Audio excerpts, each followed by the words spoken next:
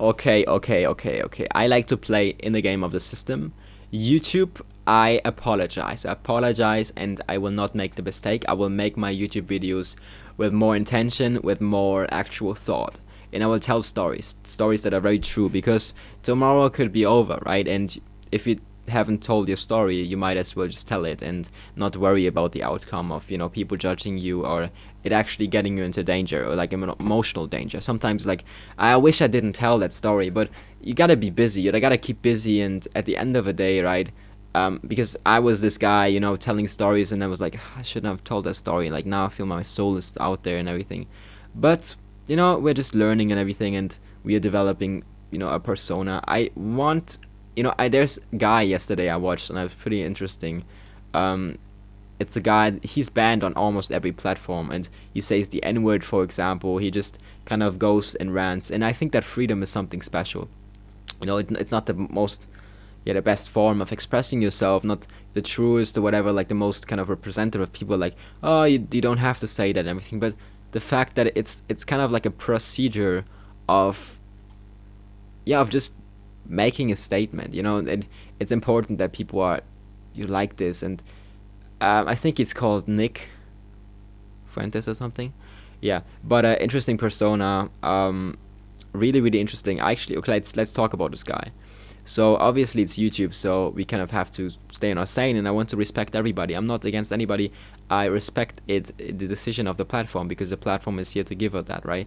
And we don't actually have to, it doesn't, like, the platforms are what hold us, right? What they give us money, they monetize us, and all of these things. So we have to be thankful for that, and I wake up being thankful for that. And YouTube, thank you for the opportunity, and thank you for having those guidelines, respectful guidelines. But sometimes it actually, there's mistakes, and there's like things that just get flagged, because you kind of go in a direction, and then there's like instant flag. Okay, so this guy, I think it's called, I don't want to call his name again, because it might be, his name shouldn't be talked about that much. But basically, like, obviously he puts his life on the line, right? I've seen that he gets stalked, whatever. And well, if you think about it, I have experienced similar things. I was famous in my city, and I kind of did sometimes, when I go out, like 10 to 15 pictures.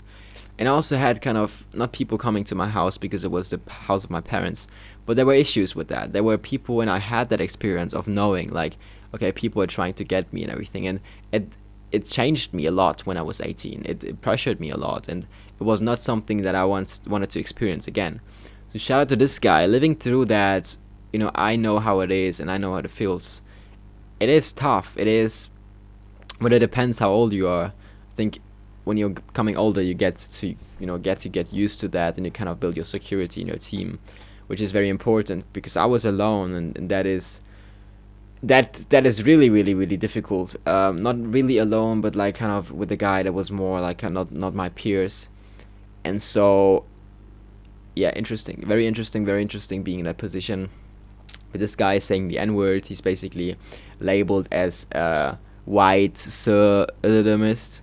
And so, he's saying stuff like, the cause of, the bad things happening are those kind of minority groups, and so on. And it's obviously superficial, and obviously coming from a place of being privileged and all that stuff. And also, I wanna make this as fair as possible.